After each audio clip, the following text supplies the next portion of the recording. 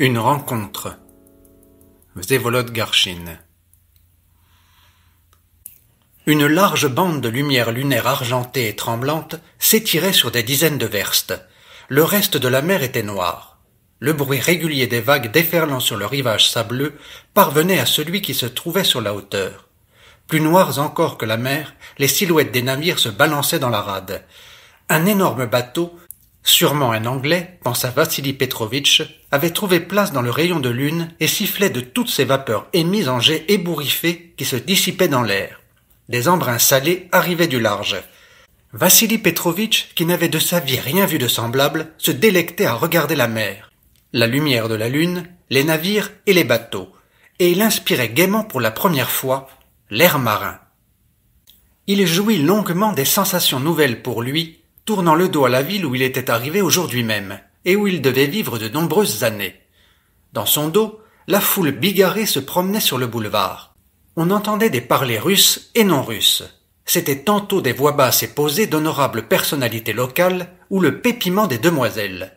Tantôt les voix viriles et joyeuses des lycéens adultes qui déambulaient par groupes de 2 ou 3. Un éclat de rire d'un tel groupe fit se retourner Vassili Petrovitch. Il vit passer une bande réjouie. Un des jeunes gens disait quelque chose à une jeune collégienne. Ses bruyants camarades interrompaient son discours, apparemment justificatoire. « N'en croyez rien, Nina Petrovna. Il ment, il invente. Je vous assure, Nina Petrovna, je n'y suis pour rien. Chevirev, si jamais l'idée vous venait en tête un jour de me tromper, commença la jeune fille d'un ton outré. Vassili Petrovitch n'entendit pas la fin. La bande était passée. 30 secondes plus tard, un rire retentit à nouveau dans l'obscurité. « Le voici le champ au futur laboureur, je vais modestement travailler », pensa Vassili Petrovitch. Premièrement parce qu'il avait été nommé professeur au lycée de la ville, et, deuxièmement, parce qu'il aimait les pensées imagées, même quand il ne les exprimait pas à voix haute. « Oui, il me faudra œuvrer dans cette discrète arène », pensa-t-il en se rasseyant sur le banc, face à la mer. « Où sont mes rêves de grand professorat ? De journalisme, de noms célèbres. Il t'a manqué des munitions, mon vieux Vassili Petrovitch, pour réaliser tous ces projets. Essaie-toi donc à travailler ici. » De belles et agréables images naquirent dans la tête du nouveau professeur de lycée. Il rêva qu'il dépisterait dès les premières classes l'étincelle divine chez les petits garçons, qu'il soutiendrait les natures aspirant à rejeter de leurs épaules le joug de l'obscurantisme, que sous son égide se développeraient les jeunes forces étrangères aux viles mondanités, que ses élèves, enfin, deviendraient avec le temps des gens remarquables. Il y avait même de tels tableaux qui se dessinaient dans son esprit. Lui, Vassili Petrovitch, déjà âgé, chenu, est chez lui dans son petit appartement, et ses anciens élèves viennent lui rendre visite. L'un d'eux est maître de chaire dans telle université célèbre, chez nous et en Europe. Un autre, écrivain, romancier réputé. Le troisième est un homme politique très connu aussi. Et tous lui témoignent du respect. Ce sont vos nobles paroles, tombées dans mon âme comme du bon grain quand j'étais garçonnet, qui ont fait de moi un homme, cher Vassili Petrovitch, dit l'homme politique en serrant avec émotion la main du vieil enseignant. Mais Vassili Petrovitch abandonna bientôt ses considérations élevées et sa pensée revint à des choses touchant de près sa situation actuelle. Il sortit de sa poche un portefeuille neuf et, ayant recompté ses sous, il calcula combien il lui en resterait après qu'il aurait fait toutes les dépenses nécessaires. Quel dommage que j'ai dépensé sans réfléchir autant d'argent pendant le trajet. L'appartement, disons 20 roubles par mois. Bon, la table, le linge, le tabac, le thé. J'économiserai au moins 1000 roubles par mois. On doit pouvoir trouver des cours particuliers à bon prix par ici. Disons à 4 ou 5 roubles. Un sentiment de satisfaction le saisit, et il eut envie de prendre dans sa poche les 2 lettres de recommandation aux gros bonnets locaux afin d'en relire les adresses pour la 20e fois. Il sortit les lettres, déplia précautionneusement le papier qui les enveloppait, mais il ne réussit pas à lire les adresses car la clarté lunaire était insuffisante pour lui procurer ce plaisir. Avec les lettres, il y avait une photographie. Vassili Petrovitch l'orienta droit sur la lune et tenta de discerner les traits familiers. « Oh, ma Lise !» fit-il presque à haute voix, et il poussa un soupir non dénué d'un sentiment agréable. Lise était sa fiancée. Elle était restée à Pétersbourg en attendant qu'il eût amassé les 1000 roubles que le couple jugeait nécessaires pour se monter en ménage. Ayant soupiré, il rangea dans sa poche gauche la photographie et les lettres, et se mit à rêver de sa vie de famille à venir. Ces pensées lui parurent encore plus agréables que les précédentes, où un homme politique venait le remercier du bon grain semé dans son cœur. La mer grondait loin en dessous. Le vent fraîchissait. Le bateau anglais était sorti de la bande de lumière.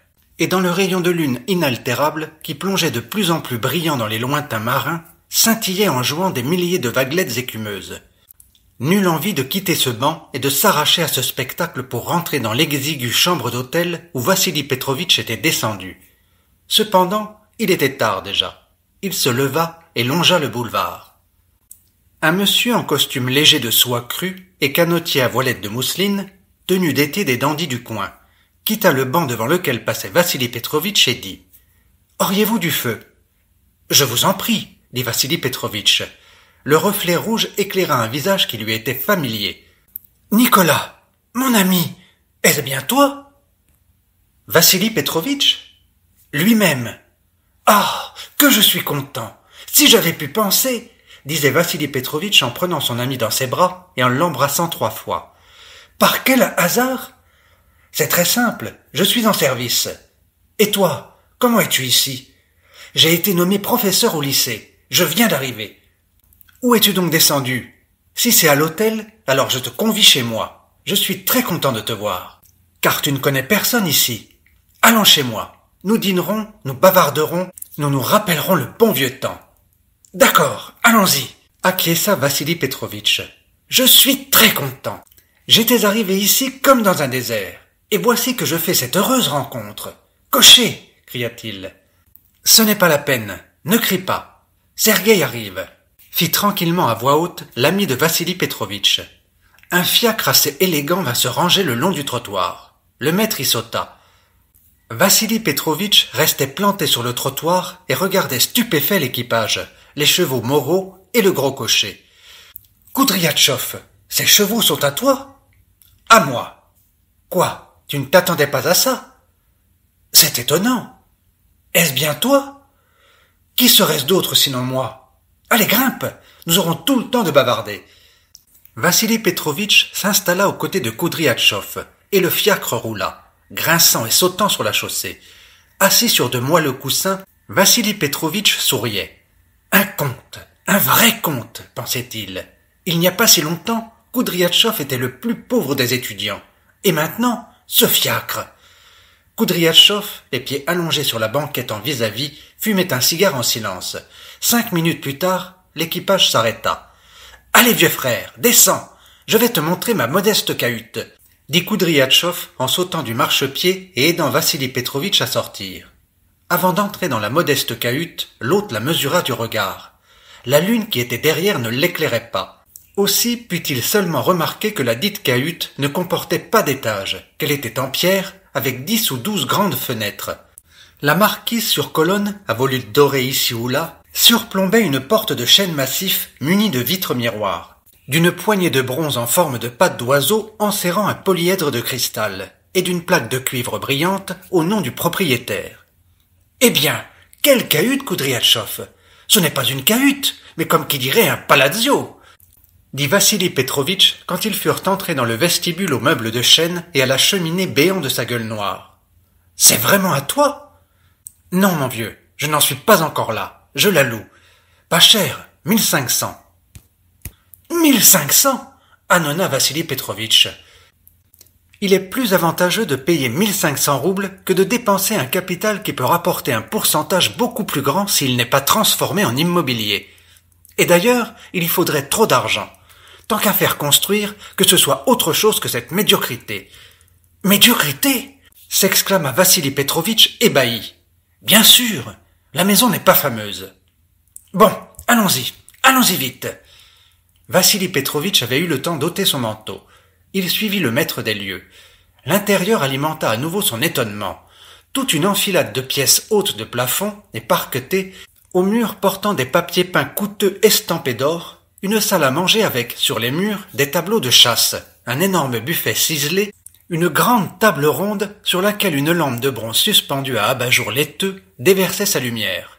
Une salle avec un piano à queue, une quantité de petits meubles en hêtre, de divans bas, de bancs, de chaises, de fauteuils, des lithographies de prix et des oléographies médiocres, dans des encadrements horrifiés. Une salle de séjour avec au goût du jour des meubles tendus de soie et d'innombrables objets inutiles. On eût dit que le propriétaire, brusquement enrichi, gagnant 200 000 roubles, admettons, s'était à la va-vite arrangé une demeure sur un grand pied. Tout avait été acheté en une seule fois. Non parce que c'était utile, mais parce que l'argent tintait dans les poches en demandant à sortir. Et sortant pour l'acquisition d'un piano sur lequel, pour autant que Vassili Petrovitch le savait, Koudriatchov ne pouvait jouer qu'avec un seul doigt. D'un vieux tableau sans valeur, un des 10 000 qu'on attribuait à un maître flamand de second ordre et à qui personne sans doute n'accordait d'attention. Des chèques de factures chinoises auxquels on ne pouvait jouer car les pièces étaient trop fines et aériennes, mais dont les têtes comportaient 3 sphères taillées l'une dans l'autre, et d'une quantité d'autres bibelots. Les amis entrèrent dans le cabinet. Ici, c'était plus douillet. Un grand bureau encombré d'objets de bronze et de faïence, de papier, d'instruments et d'accessoires à dessin occupait le centre de la pièce. Au mur étaient accrochés d'immenses panneaux de croquis coloriés et des cartes géographiques, sous lesquelles se trouvaient 2 divans turcs couverts de moutaques en soie. Koudriatchov, prenant Vassili Petrovitch par la taille, l'amena droit à un divan et le fit asseoir sur les poufs moelleux. « Eh bien, je suis content, très content de rencontrer un ancien camarade, » commença-t-il. « Moi aussi. Tu sais, je suis arrivé ici comme dans un désert.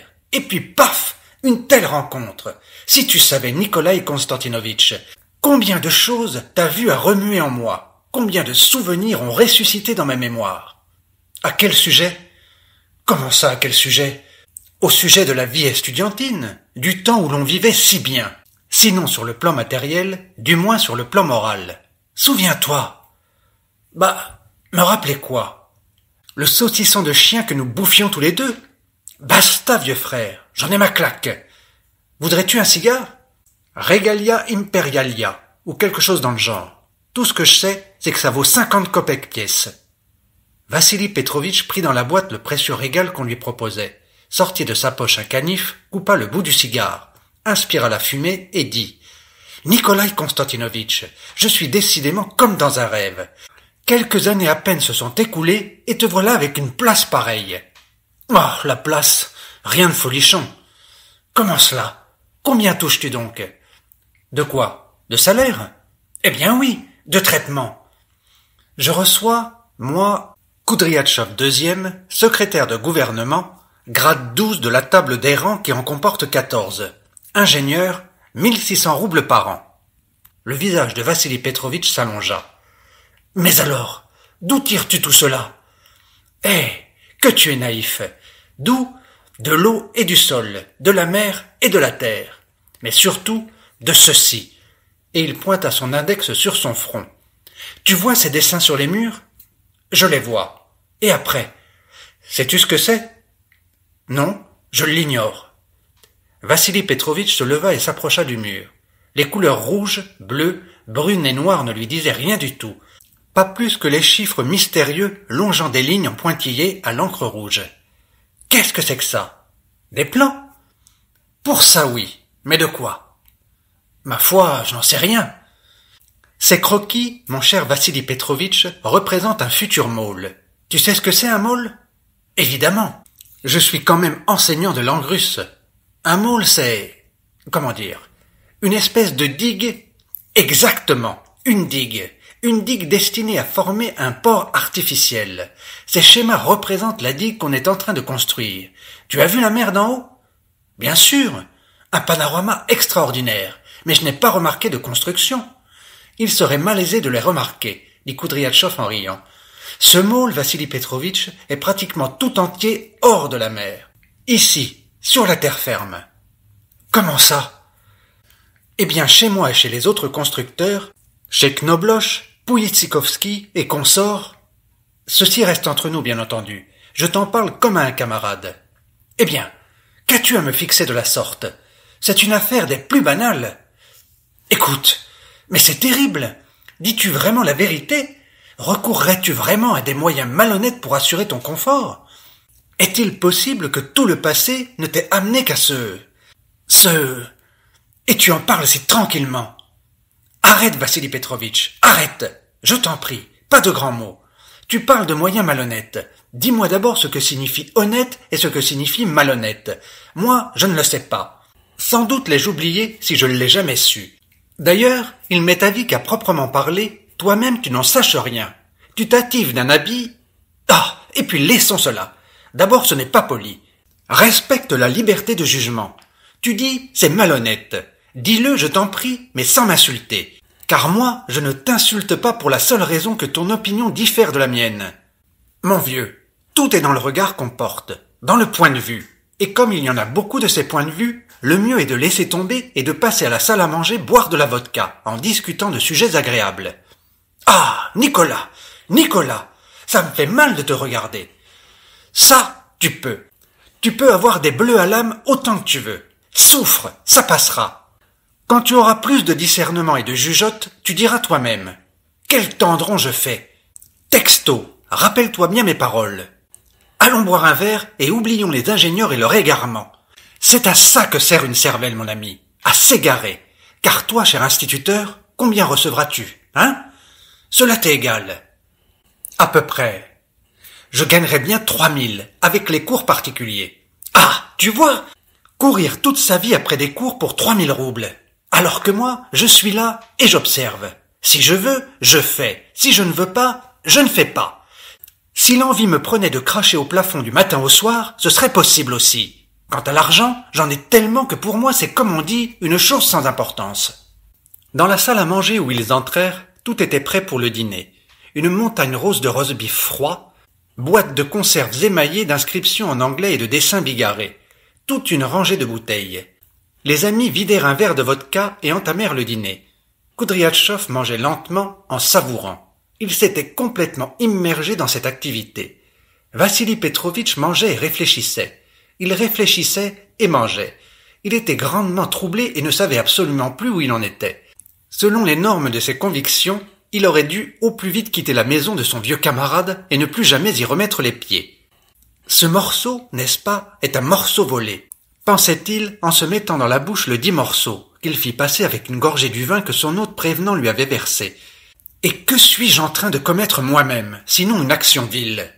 Beaucoup d'autres réflexions de cet ordre tournaient dans la tête du pauvre professeur, qui restèrent des réflexions et rien de plus, une voix secrète s'élevant dans le tréfonds pour apporter sa contradiction à chacune d'elles. Bon, et alors? Vassili Petrovitch sentait qu'il n'était pas de taille à résoudre ce dilemme, et il demeurait assis. Bon, eh bien je vais observer la suite, pas ça, fulgurante, une justification dans son esprit. Après quoi, il se sentit confus vis-à-vis de lui-même.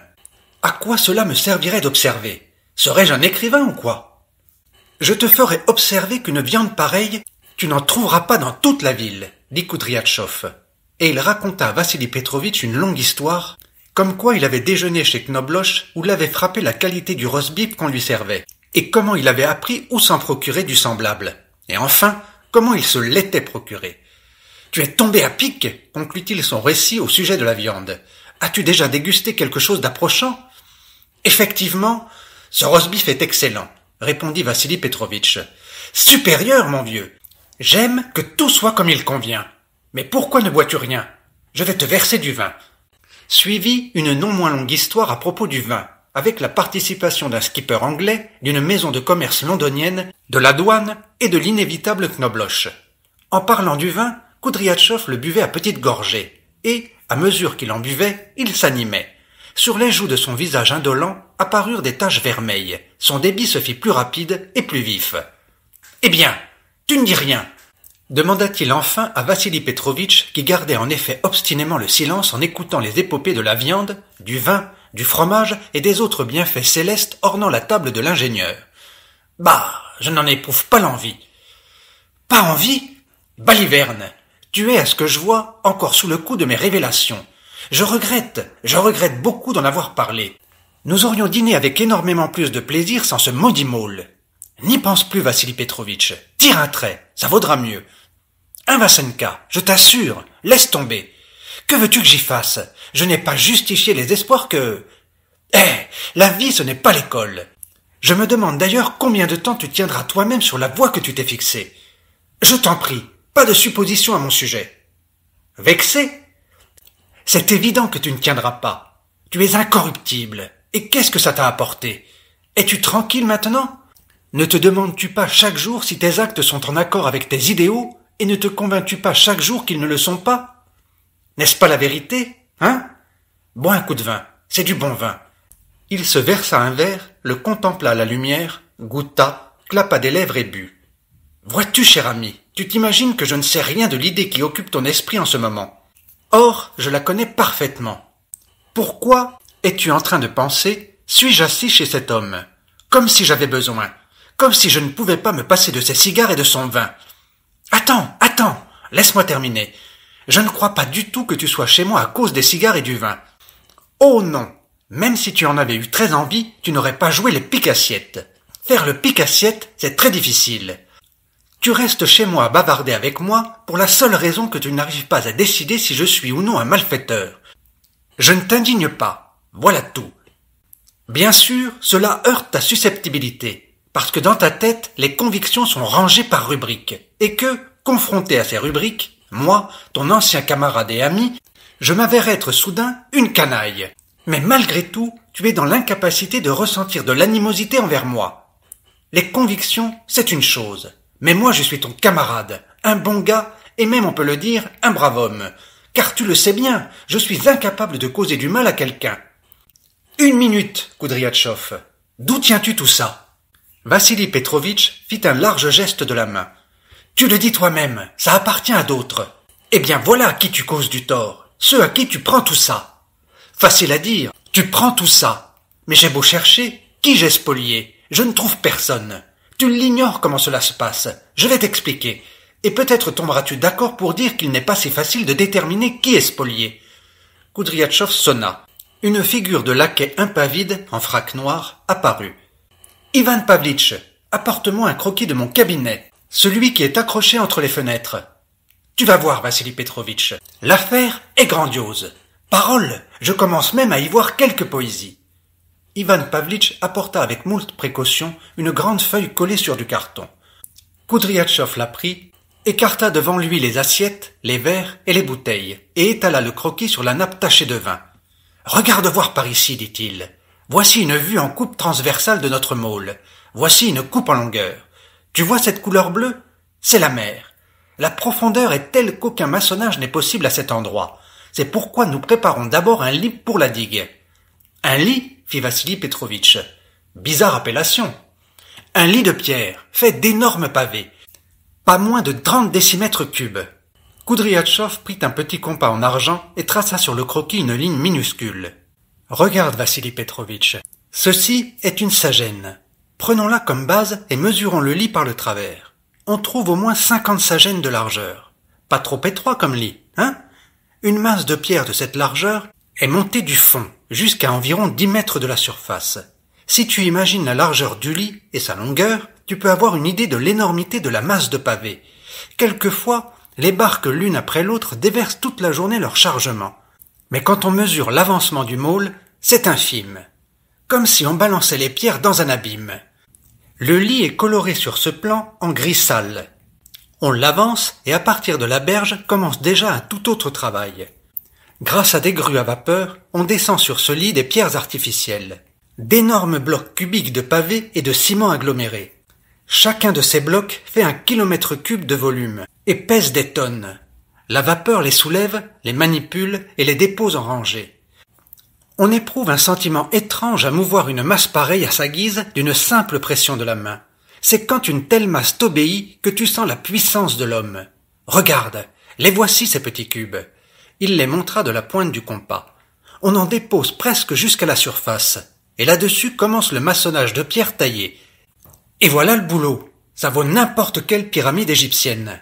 C'est ce travail qui se poursuit depuis déjà plusieurs années. Quant à savoir combien il va encore durer, Dieu seul le sait. Il est souhaitable que ce soit le plus longtemps possible. Si ça continue au même rythme que ces derniers temps, on en a jusqu'à la fin du siècle. Bon, et alors? Demanda Vassili Petrovitch après un long silence. Et alors? Eh bien, nous restons assis à nos places et nous recevons ce qui nous revient. Je n'ai encore rien vu dans ton récit qui permette de recevoir. Tu es jeune, trop jeune. Encore que, me semble-t-il, nous ayons le même âge. Seulement, l'expérience qui te manque m'a fait mûrir et m'a vieilli. Voici de quoi il retourne.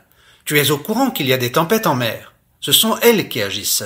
Tous les ans, elles défont le lit. Et nous en posons un nouveau. Je ne vois toujours pas la possibilité de... Nous le posons, poursuivit Koudriatchov sans se troubler. Ici, sur le papier, parce qu'il n'y a que sur le papier que les tempêtes n'y touchent pas. Vassili Petrovitch se mua en incompréhension incarnée. Parce que tout de même, des vagues qui n'atteignent que 2,5 mètres de hauteur ne peuvent pas défaire un lit de pavé. Notre mer n'est pas l'océan. Et d'ailleurs, même là-bas, des digues comme la nôtre résistent. Chez nous, là où le lit s'achève, à plus de 2000 mètres de profondeur, règne un silence de mort. Apprends, Vassili Petrovitch, comment se font les affaires. Au printemps, après les intempéries automnales et hivernales, nous nous réunissons et posons la question de savoir quel volume du lit a été emporté. Nous prenons le plan et y reportons les données. C'est-à-dire, cette année, mettons, les tempêtes ont démoli tant et tant de mètres cubes de travaux commencés. On nous répond, tant pis, réparez, construisez. Alors, nous réparons. Mais vous réparez quoi? Nos poches, voyons, plaisanta finement Koudriatchov, et il éclata de rire. Non, c'est impossible, impossible, s'écria Vassili Petrovitch en bondissant de sa chaise pour courir à travers la pièce. Écoute, Koudriatchov, tu es en train de courir à ta perte, sans parler de l'ammoralité de l'affaire. Ce que je veux dire, c'est qu'on va tous vous attraper, et tu seras perdu. Tu vas connaître la prison de Vladimirka. Mon Dieu, les voilà les espoirs, les grandes espérances. Un jeune homme doué et honnête, et tout à coup... Vassili Petrovitch, saisi de logorée, parla longuement et avec feu. Mais Koudriatchov fumait paisiblement un cigare en contemplant son ami déchaîné. « Oui, à coup sûr, tu tâteras de la Vladimirka !» dit Vassili Petrovitch en concluant sa philippique. « On en est loin de la Vladimirka, mon vieux. Quel homme bizarre tu fais. Tu n'y comprends rien à rien. Est-ce que je suis le seul à... Comment dire cela gentiment? À acquérir? Tout le monde autour de nous, même l'air, dirait-on, pompe comme il peut. Il y a quelque temps, un petit nouveau est venu, qui s'est mis à écrire des articles sur l'honnêteté. On l'a couvert, et on couvrira toujours. Tous pour un pour tous. Crois-tu que l'homme soit un ennemi pour lui-même? Qui se risquerait à porter la main sur moi, si ce faisant, il peut tomber aussi? Bref, comme l'a écrit Krylov, tout le monde trempe dans l'affaire. Tout le monde! On prend ce que la vie donne, on n'a pas un rapport platonique avec elle. Au fait, de quoi causions-nous? Ah oui, qui est spolié par moi? Dis-moi, qui? La gente subalterne peut-être? En quoi? Je ne puise pas directement à la source, figure-toi. Je prends du déjà prêt, qui a déjà été pris ailleurs. Et si ça n'aboutit pas chez moi, ça aboutira chez quelqu'un d'autre de pire. Va savoir. En tout cas, je ne vis pas comme un porc. J'ai aussi des aspirations spirituelles. Je suis abonné à un tas de journaux, de revues. On ne parle que de science, de civilisation. Mais à quoi s'appliquerait-elle sans des gens comme nous qui avons les moyens? Et qui donnerait à la science la possibilité d'avancer, sinon les gens qui ont des moyens? Or, il faut bien les sortir de quelque part. Par des voies soi-disant honnêtes? Ah, ne finis pas, ne prononce pas le dernier mot. Nikolai Konstantinovitch. Un mot? Et alors, d'après toi, tête de pioche, il vaudrait mieux que je mente? Que je me justifie? Nous volons, entends-tu? Et il faut parler vrai, toi aussi maintenant tu voles. Écoute, Koudriatchov. Il n'y a rien à écouter, dit Koudriatchov en riant. Toi, tu es un voleur sous le vernis de la bienfaisance. Qu'est-ce que c'est que cette activité? L'enseignement. Rembourseras-tu par ton labeur ne serait-ce que la poignée d'argent qu'on te paye? Formeras-tu un seul individu honorable? Les 3/4 de tes élèves donneront des gens comme moi, et 1/4 des gens comme toi, c'est-à-dire des poules mouillées conformistes. Avoue-le, Ne prends-tu pas l'argent pour rien? Es-tu vraiment très éloigné de moi? Ça te va bien de faire le fier à bras, de prêcher l'honnêteté. Koudriatchov, crois-moi, cette conversation m'est très pénible. Et à moi, nullement. Je ne m'attendais pas à trouver en toi ce que j'ai trouvé. Ça ne m'étonne pas. Les gens changent. Moi aussi j'ai changé. En quel sens? Ça tu ne pouvais pas le prévoir. Tu n'es pas devin.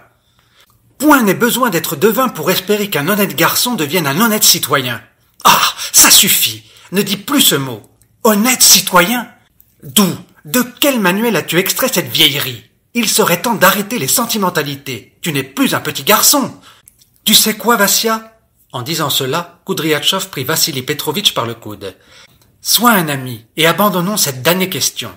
Mieux vaut boire un coup en bonne camaraderie. Ivan Pavlitch, sers-nous donc une bouteille de ce vin. Ivan Pavlitch parut sur le champ porteur d'une nouvelle bouteille. Koudriatchov emplit les verres. Buvons à la prospérité de... De quoi, au fait? Bah, quelle importance? À notre prospérité à nous. Je bois, dit Vassili Petrovitch, pour que tu retrouves la raison. C'est mon vœu le plus ardent. N'en parle plus, mon vieux, car si je retrouvais la raison, on ne pourrait même plus boire. On n'aurait plus qu'à déposer les dents sur une étagère. Tu vois ta logique? On va boire simplement, sans aucun vœu, et laissons là cette creuse parlerie. De toute façon, on n'arrivera à rien. Tu ne me remettras pas sur le droit chemin, et moi, je ne te convaincrai pas. À quoi bon d'ailleurs? Tu parviendras à ma philosophie par toi-même. Jamais! S'écria Vassili Petrovitch avec feu en cognant le verre sur la table. Ça, on verra. Mais ça suffit de parler de moi. Pourquoi ne me dis-tu rien à ton sujet? Qu'as-tu fait? Que comptes-tu faire? Je te l'ai dit, je suis nommé professeur. C'est ton premier poste? Oui. Avant, je donnais des cours particuliers. Et tu penses en donner encore? Pourquoi pas si j'en trouve? On va t'en trouver, vieux frère, on va t'en trouver. Koudriatchov frappa Vassili Petrovitch sur l'épaule. On va envoyer toute la jeunesse d'ici s'instruire chez toi. Combien prenais-tu pour 1 heure à Pétersbourg? Peu. Il était très difficile d'avoir de bons cours. 1 rouble ou 2, pas davantage. Et c'est pour des broutilles pareilles qu'ils se tourmentent? Pas question ici de demander moins de 5. C'est un dur travail. Je me rappelle avoir couru les cours particuliers en première et en deuxième année. Quand tu en dénichais un pour 50 kopecks, tu étais content. Je te ferai faire connaissance avec tout le monde. Nous avons des familles très gentilles par ici. Et avec des demoiselles... Conduis-toi intelligemment et je te marie si tu veux. Hein, Vassili Petrovitch? Non, merci, pas besoin. Tu es déjà fiancé? C'est vrai? Vassili Petrovitch laissa paraître son trouble sur son visage. Je vois à tes yeux que c'est vrai. Eh bien, je te félicite, mon vieux. Comme tu as vite fait. Sacré Vassia. Ivan Pavlitch! Hurla brusquement Koudriatchov. Ivan Pavlitch, ensommeillé et de mauvaise humeur, parut sur le seuil. Du champagne! Du champagne, il n'y en a plus. Tout bu, répondit le serviteur sombrement. Ça va bien, Koudriatchov. À quoi bon? Silence! Je ne te demande rien. Tu veux m'offenser ou quoi? Ivan Pavlitch, interdiction de revenir sans champagne. Compris? Va! Mais c'est que tout est fermé, Nikolaï Konstantinovitch. Ne discute pas. Tu as de l'argent? Va et rapporte. Le serviteur sortit en grommelant dans sa barbe. Quel vachard! Et qui discute encore. Et toi par-dessus le marché? Pas la peine. Si on ne buvait pas dans une circonstance pareille, alors à quoi servirait le champagne? Bon, qui est-ce? Qui? Eh bien, elle, la fiancée. Pauvre, riche, mignonne? Tu ne la connais pas de toute façon. Pourquoi la nommerais-je? Elle n'a pas de fortune. Quant à la beauté, c'est une chose relative. À mon avis, elle est jolie. Tu as une photo? S'enquit Koudriatchov. Je parie que tu la tiens serrée sur ton cœur. Montre! Et il tendit la main. Le visage de Vassili Petrovitch, rouge à cause du vin, rougit davantage. Sans savoir pourquoi, il déboutonna son gilet, prit son porte-carte et en sortit la précieuse photographie. Rien à redire, vieux. Tu ne te mouches pas avec les doigts. Pourrais-tu éviter de telles expressions? Fit Vassili Petrovitch. Donne, que je l'arrange. Attends, permets-moi d'en profiter. Eh bien, que Dieu vous donne amour et raison. Tiens, remets-la sur ton cœur. Quel drôle de type! Non, mais quel drôle de type! Koudriatchov éclata soudain de rire. Je ne comprends pas. Qu'as-tu trouvé de drôle là-dedans? Bah, comme ça, j'ai eu envie de rire. Je t'ai vu en imagination dans 10 ans. Toi, en robe de chambre, ton épouse fanée par la maternité, 7 enfants et pas assez d'argent pour leur acheter des chaussures, des culottes, des bonnets et tout le reste. Bref, un poème. Est-ce que tu porteras toujours cette photo dans la poche? Ha ha! Dis-moi plutôt, toi, quelle poésie t'attend dans le futur? Recevoir de l'argent et le dépenser? Manger, boire et dormir? Pas manger, boire et dormir, mais vivre. Vivre avec le sentiment de la liberté, et même d'une certaine puissance. Puissance! Quelle puissance as-tu? La force est dans l'argent, et moi j'en ai. Ce que je voudrais, je le ferai. Si je veux t'acheter, je t'achèterai. Koudriatchov! Ne monte pas sur tes grands chevaux inutilement. Enfin quoi? On ne pourrait pas, entre vieux amis, se moquer un petit peu l'un de l'autre? Je ne t'achèterai pas, évidemment. Va comme tu l'entends. Néanmoins, je ferai ce que je voudrais. Oh, que je suis bête, que je suis bête, s'exclama soudain Koudriatchov en se frappant le front. On est là depuis si longtemps et je ne t'ai pas encore montré la principale curiosité.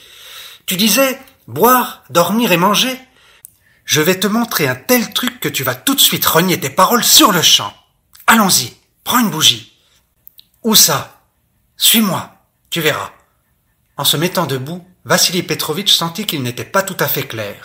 Ses jambes ne lui obéissaient pas complètement, et il avait du mal à tenir le bougeoir sans faire couler la stéarine sur le tapis. Cependant, reprenant le contrôle de ses membres indociles, il suivit Koudriatchov. Ils passèrent quelques chambres, longèrent un corridor étroit et aboutirent dans un endroit obscur et humide. Les pas sonnaient assourdis sur un sol de pierre. Le bruit d'un filet d'eau quelque part tintait tel un accord sans fin.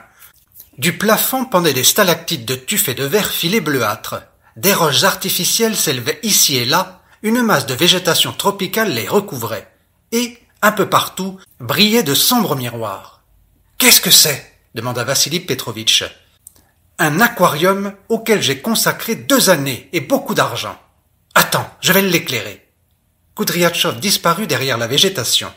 Vassili Petrovitch s'approcha de l'une des vitres glaces et se mit à observer ce qu'il y avait derrière. La faible lumière d'une bougie ne pouvait pénétrer loin dans l'eau, mais des poissons petits et gros, attirés par le point brillant, se rassemblèrent dans la zone claire, et ils fixaient stupidement Vassili Petrovitch de leurs yeux ronds, ouvrant et refermant la bouche, remuant des nageoires et des branchies. On distinguait de sombres plantes aquatiques. Une espèce de bête y bougeait, dont Vassili Petrovitch ne discernait pas la forme. Un brusque flot de lumière aveuglante le força à fermer les yeux un instant, et quand il les rouvrit, il ne reconnut pas l'aquarium. Koudriatchov avait en 2 emplacements allumé des lanternes électriques. Leur lumière filtrait à travers l'eau bleutée où grouillaient des poissons et d'autres animaux, pleine de végétaux dont les silhouettes rouge sang, brunes et vert sale, tranchaient sur le fond flou. Les rochers et la végétation tropicale, rendus plus noirs encore par le contraste, encadraient joliment les vitres épaisses, au travers desquelles on découvrait l'intérieur de l'aquarium. Tout s'y mit à bouillonner, à filer en tous sens, apeuré par la lumière aveuglante. Un banc de petits cabots à grosse tête voltigeait de gauche à droite, manœuvrant comme à la parade. Des sterlets se tortillaient tout contre la vitre, descendant et remontant presque jusqu'à la surface, comme s'ils voulaient franchir la dure barrière transparente. Une anguille lisse et noire s'enfouissait dans le sable, en soulevant un nuage trouble. Une amusante sèche, à courte queue, s'était détachée d'un rocher et traversait l'aquarium par à-coups en marche arrière, traînant ses longs tentacules. Tout cela pris ensemble était si beau et si nouveau aux yeux de Vassili Petrovitch qu'il en oubliait tout. « Et alors, hein ?» fit Koudriatchov en revenant vers lui. « C'est merveilleux, mon vieux, abasourdissant, comme tu as tout arrangé. Quel goût, quel sens de l'effet. Ajoute-y le savoir. Je suis allé exprès à Berlin voir leurs merveilles à eux, et, sans me vanter, si mon aquarium le cède bien sûr au leur en grandeur, pour ce qui est de l'intérêt et de l'esthétique, il ne le cède en rien. C'est ma fierté et ma consolation. Si je viens à m'ennuyer, je descends ici, je m'assieds, et je regarde des heures durant. J'aime toutes ces bestioles, parce qu'elles sont sincères, pas comme nous les hommes. Elles se bouffent entre elles sans remords. Tiens, regarde, regarde, il y en a une qui en attrape une autre. Un petit poisson se démenait dans tous les sens pour échapper à un carnassier tout en longueur. Mortellement apeuré, il se jetait hors de l'eau, se cachait sous une saillie de rocher, mais les dents pointues lui arrivaient partout dessus. Le carnassier était sur le point de le saisir lorsque soudain, jaillissant d'un recoin, un autre goba la proie. Le petit poisson disparut dans la gueule. Le poursuivant s'arrêta déconcerté, le voleur regagna sa sombre cachette. « Tu t'es fait avoir, dit Koudriatchov. L'imbécile qui est resté sans rien. Ça valait la peine de poursuivre sa proie si longtemps pour se faire prendre le morceau sous le nez. Si tu savais combien ils en dévorent de ce menu fretin. Aujourd'hui tu en injectes une nuée, le lendemain tout a été dévoré. Dévoré et sans se poser des problèmes de moralité. Tandis que nous, ça ne fait pas si longtemps que je me suis déshabitué de toutes ces fadaises. Vassili Petrovitch, enfin, quand admettras-tu que ce sont des fadaises? Quoi? S'enquit Vassili Petrovitch sans quitter l'eau des yeux. Ces remords de conscience, à quoi ça sert? Remords ou pas, si un bon morceau te tombe sous la main, eh bien voilà, je les ai abolis ces remords, et j'essaie de me conduire comme cette engeance. Il montra l'aquarium du doigt. À l'homme libre, la liberté, dit en soupirant Vassili Petrovitch. Dis-moi, Koudriatchov, ce sont des plantes et des animaux marins, me semble-t-il. Oui, et c'est de l'eau de mer aussi. J'ai fait installer une canalisation exprès. Non, directement de la mer. Cela a dû coûter une somme colossale. Assez, oui. Mon aquarium coûte près de 30 000. 30 000 s'écria Vassili Petrovitch plein d'effroi. Avec 1600 roubles de salaire. Mais arrête donc de t'horrifier comme ça. Si tu en as assez vu, allons-nous-en. Ivan Pavlitch a dû rapporter la bouteille exigée. Attends seulement que je coupe le courant. L'aquarium s'enfonça de nouveau dans les ténèbres. La bougie qui continuait de brûler parut à Vassili Petrovitch un lumignon terne et fumeux. Quand ils revinrent à la salle à manger, Ivan Pavlitch tenait déjà à leur disposition la bouteille enveloppée dans une serviette.